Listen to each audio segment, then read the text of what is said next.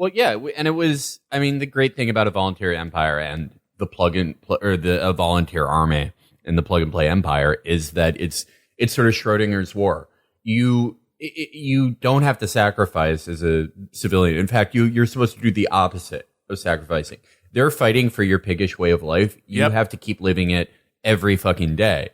But any time that you raise some concern about Gitmo or civil liberties or anything, just anything at all going on in the country, we are at war. I mean, the perfect example of that was like, I remember there was this sort of like furtive attempt to begin to question the American lifestyle's reliance on cheap gasoline as maybe being the source of some of our problems. And then at the same, like at that moment, like if that was suggested for even a second, it was like, no, fuck you. We're having the Hummer now. Everyone is driving a Hummer. After like, getting 50 miles to the gallon, that is like the new, like that is fucking like, yo, if you have anything less than that, you're a fucking pussy. You're a traitor. You hate the troops. Everyone's got to drive gigantic gas guzzling SUVs now. The Hummer is so perfect. That's the perfect emblem of 9/11 culture. We're going to war. We're going to have a clash of civilizations to defend our way of life. Not me personally.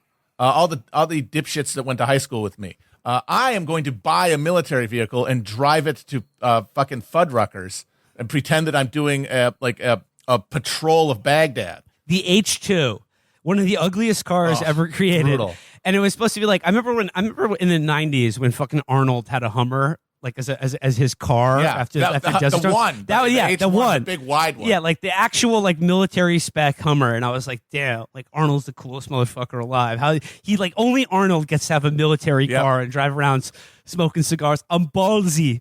I could drive my Hummer. I park it wherever I want. But then the H2 became, and it's like every suburban mom could have one of these hideous, gigantic cars.